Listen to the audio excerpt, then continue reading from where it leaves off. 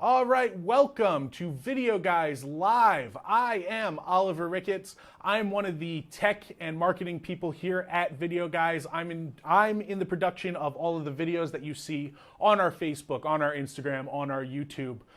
And I'm typically behind our TriCaster TC1 mixing this show while Gary Batan hosts the show. And obviously I am not Gary Batan. He is taking a much well-deserved step back this week while I hop in to field some of the questions, because every week I am using this gear that we're going to talk about today to create live streams for people to watch just like you. So if you have live streaming questions, we are the guys to talk to. We are the experts. We don't just talk the talk at Video Guys, we walk the walk. We use all of the equipment that we sell, and we are more than happy to answer questions about it, which we're going to get into right now. So, Ask the Video Guys is a show where we answer some of the most frequently asked questions from Video Guys. So Video Guys viewers and customers ask us these questions, and they're always ones that we feel might apply to more than just one case. Maybe there's something that people are dealing with, maybe they're little tricks to getting certain workflows to work, or maybe it's just a really insightful question that we want to share with our viewers. So if you have a question to ask the Video Guys, we might feature it on the show, but we do answer all questions that come in. You can actually, and Jen, can we go full screen with this?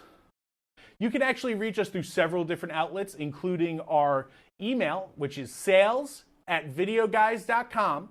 If you send a question there with the subject line, Ask the Video Guys, we will answer that question for you, and it might get featured on the show.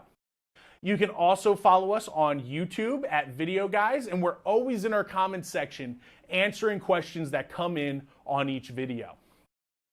And our Facebook page, VideoGuys.com or VideoGuys.com, you can leave a comment on one of our posts or send us a direct message, and it will get in the hands of a real person, not a robot, not an automated response. We will really see it. Or follow us on Twitter at VideoGuys and tweet us a question if you want.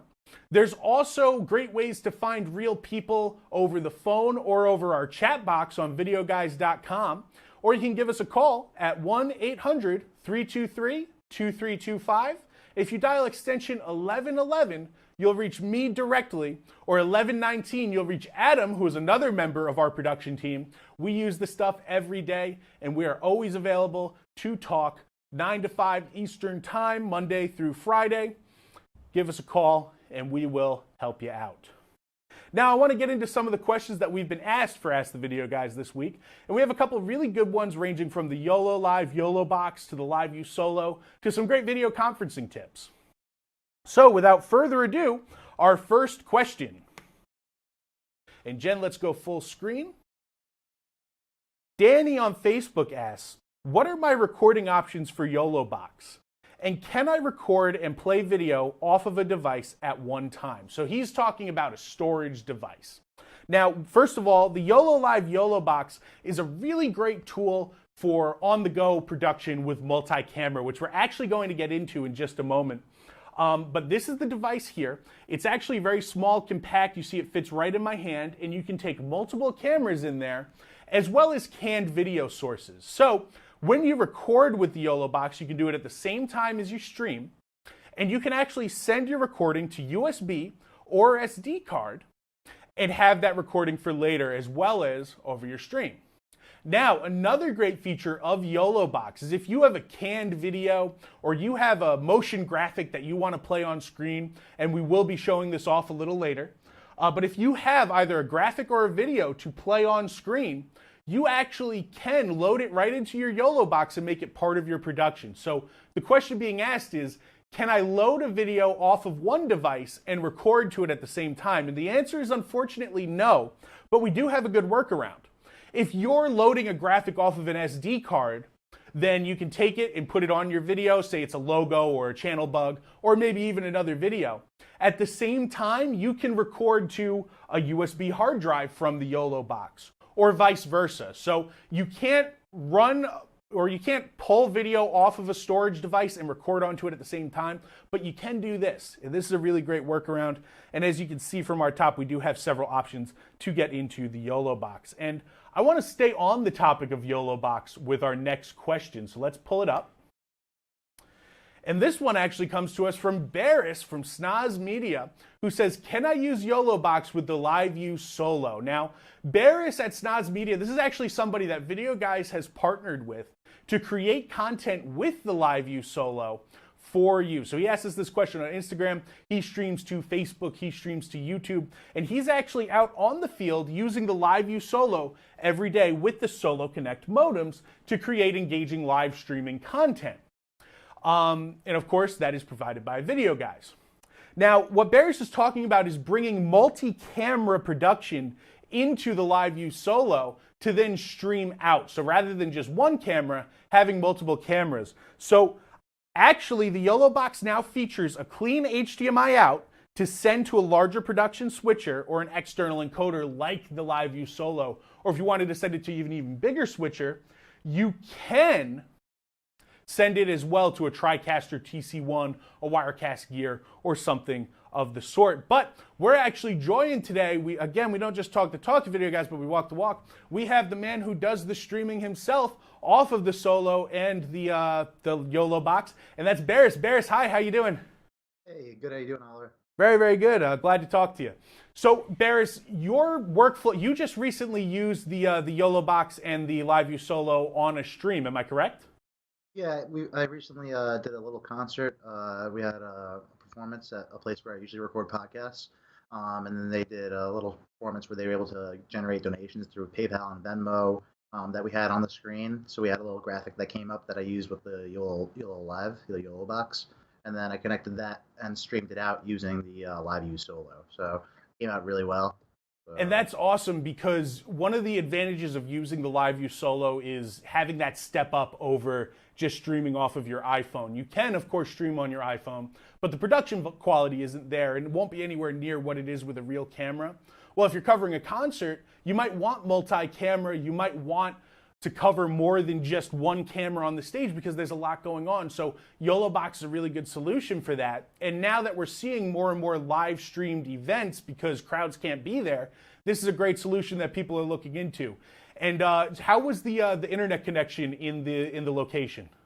So it was good, but I do podcasts there, and one time recently or occasionally, more than once, the connection actually just dropped out. So we do live streams via like StreamYard on a laptop, and just I don't know if it was my laptop or their connection, but it dropped out. So the stream went down for like 30-40 seconds, and in our industry, dead air is like the worst thing possible. You know, once you have dead air, you're gonna lose viewers, you're gonna lose people. They might not come back to the stream. So with the LiveU Solo and the Yolo Box, I was able to do a multi-camera production and make sure I never lost quality in that stream the whole time. It just kept providing a high quality, high frame rate, and nobody complained about video quality at all. That's awesome because one of the big advantages of the LiveU Solo is now you're not prisoner almost to the event host. You know, you're not at the mercy of their internet. With the LiveU Solo and the Solo Connect modems, you're actually bringing your own internet via cellular bonding. Because the Yolo Box does have streaming via Ethernet or via Wi-Fi, but when you pair it with the Solo, now you have bulletproof internet that's ready to go and cover you in an area like a concert or a sporting event. Yep, exactly. It helped me in multiple scenarios. The first time I actually used in a live stream, the first time I used it was with you guys on thevideoguys.com, and we did Through the Park and this place in East Islip where notoriously they have some like the worst cell signal, and even still with 4G and 5G, it hasn't really gotten any better. And we were out by the water, and we had a really high quality stream, and used in multiple different scenarios. But I think this time it provided a lot of value and made sure the stream never dropped off. Absolutely. And I do want to take a look at, we have a clip of your setup, and actually Jen's going to pull up just your inputs here. And in this video, here's you showing off your inputs. You're using that HDMI out, which is a new feature from Yolo Box with the update that allows it to be used with the Solo. Am I correct? Exactly. So yeah, so the LiveU Solo has an HDMI input and an audio input. But I was able to just use the HDMI to provide the audio. Mm-hmm. So I had all my audio going into the Yolo Box, and we used the band's mixer. So the band had their own audio guy come in. Originally, we were going to use the in-house audio of the bar, the rest of the podcast place. But what happened is they brought their own audio guy in, but that wasn't a problem because we just put the audio right in, and we were able to get these multiple angles, the picture in And picture. and that's awesome because you'll see in the image that we're showing right now, you're able to cut between multiple cameras. You're building the picture-in-picture on the Yolo Box, and you even have, you know, the important information up on screen that's not disruptive to the show. You're bringing it in as a channel bug or as an onboard graphic, I'm sure from a USB. And so it's not just are you pointing a camera at the band, but you're creating a full production here. Am I right? Exactly. It makes it so much easier. Like if I had to do this without these tools, I probably would have had to use. I probably would have only been able to use a webcam and one other camera and my laptop and OBS, and then I would have to bring so much more gear into it and everything else. But this, I was able to use three things or four things, I guess. So two cameras and two pieces of technology that let me live stream and do everything I needed to do. And that's awesome. I can speak as somebody who was in the post-production world for a little bit, and not covering events live, but taking, you know, and now I cover events live, but even in the before time when you would take different camera angles, now I even feel like the convenience of just feeding it into the Yolo box and sending it out is just making everybody's life so much easier. And it looked like you hit the ground running and were really able to cover it really exceptionally well. So I do tip my hat to you for that. Yeah, thank you. Yeah, it's like making a post-produced video all in one. You don't even have to do that after work. All you have to do afterwards is just clip it up, and then everything's there. And that's awesome. Barris, I want to Everybody's say thank you for joining us. Where can people find your stuff?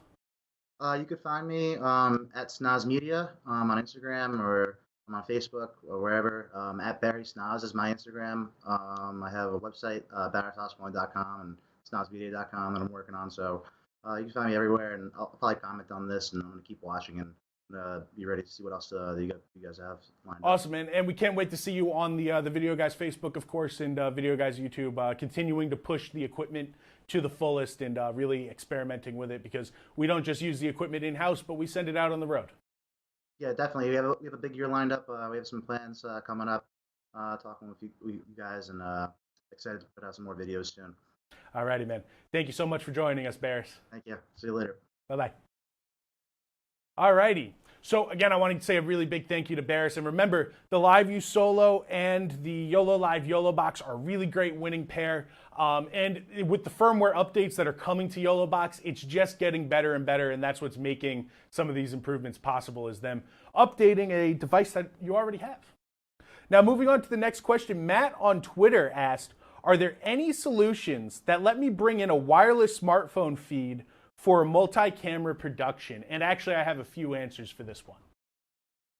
So the short answer to your question is yes. There are several apps that you can use, and the first one I want to show off is Wirecast Go.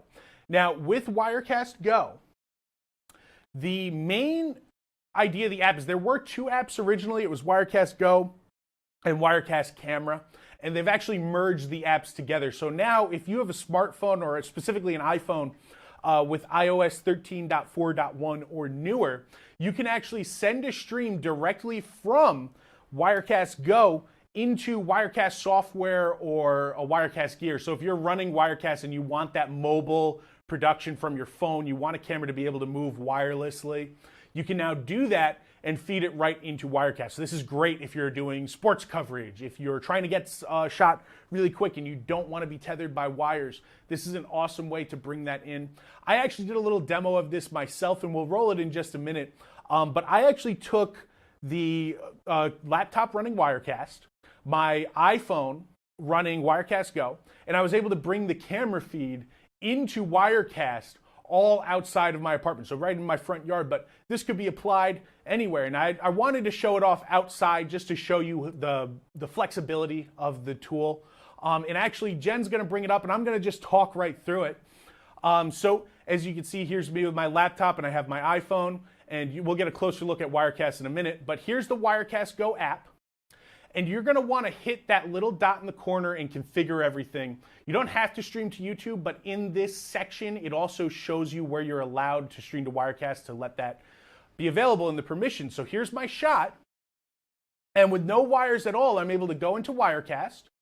I hit Configure Source, and you'll see it pop up right on top on iOS Cam Wirecast Go. And then I go over to the IP section if it didn't connect the first time, and I type in the IP of my network where the phone is connected, and now I have my shot and it's being brought in via Wirecast, which is absolutely awesome. I'm so excited about this feature being added to Wirecast. The added flexibility really is something important the way that streaming is going. And just think about everybody has a phone in their pocket. If you're running a volunteer streaming production, or say you have professionals and you just need more cameras and more inputs, this is a great way to do that.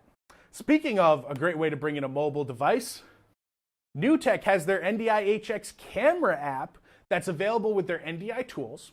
NDI tools are a free software available from NewTek's website that we're actually going to link in the description.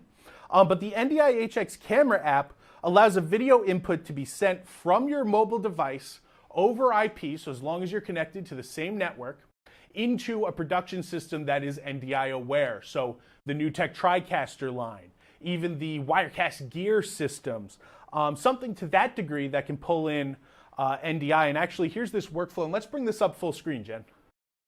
So you can bring in that NewTek HX camera workflow. Here we have a tablet or a smartphone being fed over the Wi-Fi into a user on the TriCaster and out into the world. So this is a really, really awesome tool. Again, if you are sending comments in the chat, I will take some time at the end to answer some of them, and we also have live people answering in the chat board as well. So Stig Haverstedt, I do see your question, and we will get to it, I promise. Now onward. And actually, let's take a second to read Stig's question. With the latest Windows 10 update, I cannot connect over NDI. Same settings, have network work fine on Mac. Have you noticed this on other users? And actually, NDI is a little tricky when you're configuring it, and it does vary sometimes person to person when you configure for the first time. So I'm actually going to throw out my phone number, and I'll give you a hand there. If you want to dial 1-800-323-2325, extension 1111, or send me an email at sales@videoguys.com, and we can definitely jump into that for you, my friend. Thank you so much for your comment, and hopefully I can be even a further service a little later on down the show. Now, our next question from, this is actually a special question that's from the Video Guys team, and I'll explain that in a minute. I have NDI enabled on my Microsoft Teams account, but it isn't showing up on my production switcher. What steps am I missing? How do I enable NDI on a Microsoft Teams call? This is actually a really good question. Teams just rolled out this really awesome feature allowing NDI to be built right into the software itself. And we're actually hoping that Zoom and Google Meets are following suit very shortly. And we've talked about this at length actually on our show. This makes it so that your Teams callers come in as individual inputs in your production system when you're using NDI. So if you were running, again, a Wirecast Gear or a NewTek TriCaster Mini or something to that extent, you can now pull in a satellite person and use them as an NDI source. But configuration has its own process. I won't even say it's tricky because it is very straightforward once you know what you're looking for. Now, we've demoed this before, but we found some new steps because we use the stuff every week, including Teams over NDI.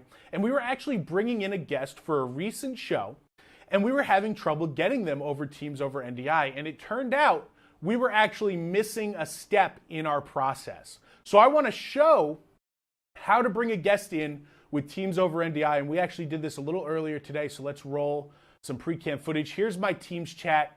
And I'm going to try to bring in Adam. So I'm going to go to my permissions and select NDI interface. That's enabled NDI. Now I make my call, and there's 3 dots up on the top here that you'll see. We want to hit those 3 dots, and I'm going to enable broadcasting. The point of this is so that other people can't grab your stream on other devices. You have to be enabled. Then I go into my TriCaster, and he'll pop right up as a source.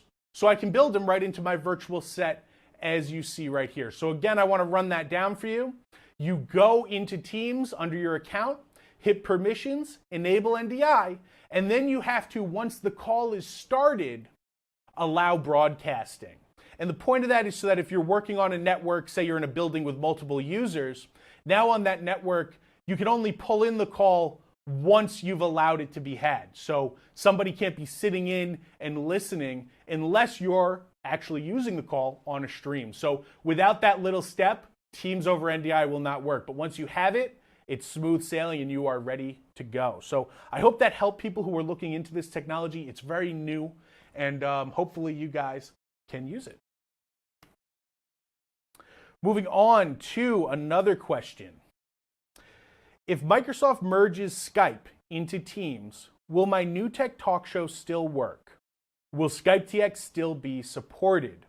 And this actually comes to us from a NewTek user group on Facebook. So I do want to point out that Videoguys is very active on Facebook answering questions, not limited to this question.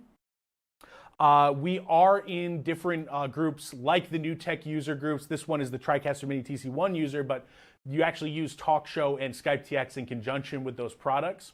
We're in the common threads. We're answering questions. We are an available resource there as well. So definitely check out those groups, and we might cross paths. Now, Skype TX is a feature that started with the NewTek Talkshow 100 and now is on the NewTek Talkshow 4000, but also included in the NewTek TriCaster TC1 and the TriCaster Mini 4K NDI. These are call channels of Skype that actually prioritize audio over video for you to bring in a high quality guest. So if you're on a Skype call, you're going to have crystal clear video, but even if the video drops out, your audio continues. And I actually used this just earlier in the show to bring Barris in to our broadcast, and I was able to talk to Barris as if he was here in the room.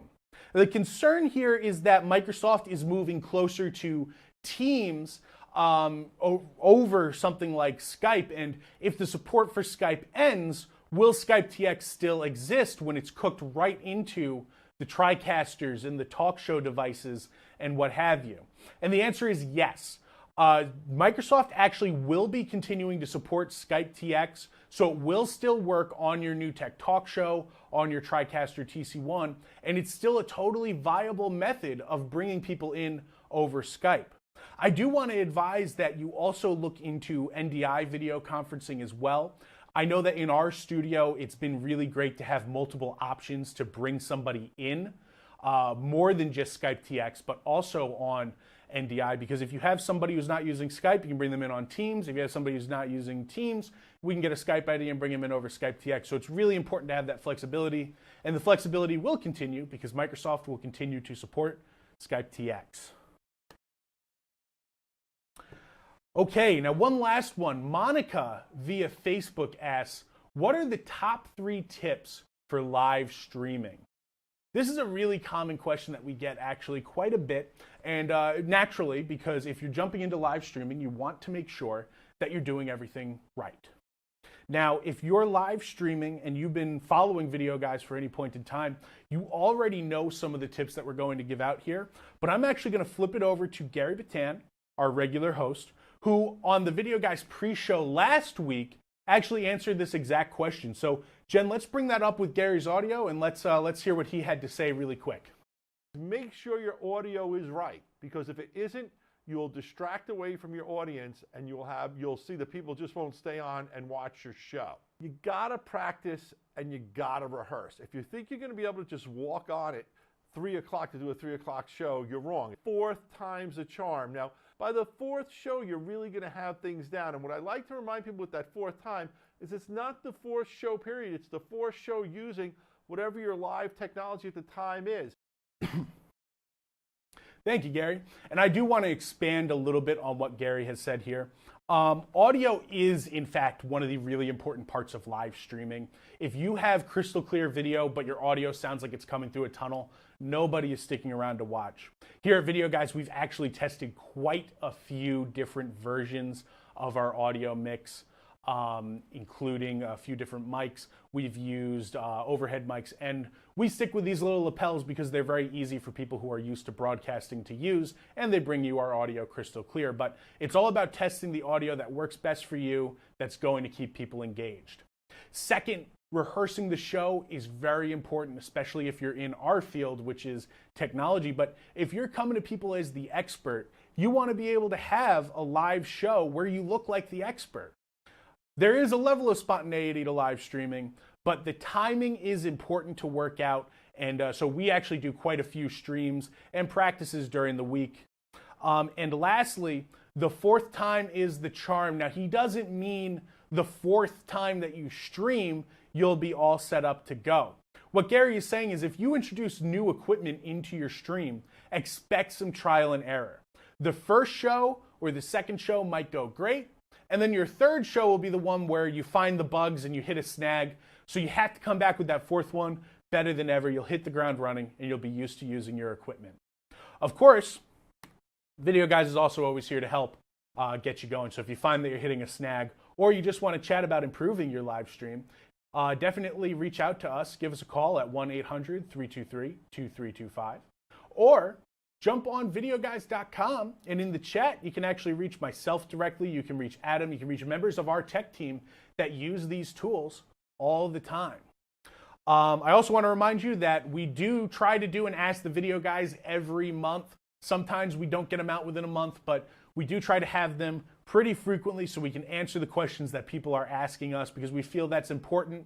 Part of the interactivity of live video is actually being able to hear from your audience and being able to answer the questions that they want to have answered.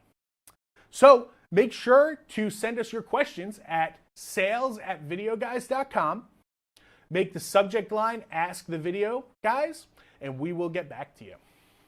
Also, check out our YouTube and leave your questions in the comments at Video Guys. Same thing on Facebook at videoguys.com and Twitter at Video Guys.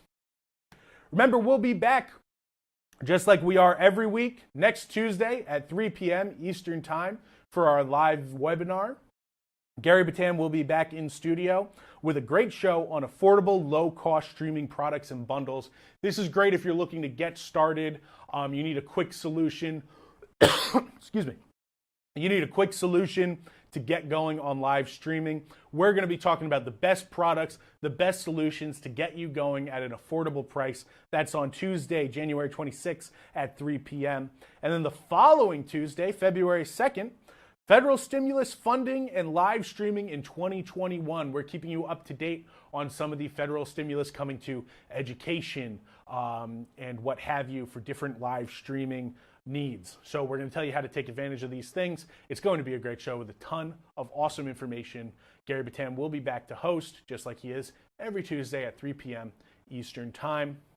Make sure you tune in to our Facebook and our YouTube channels to check out those shows.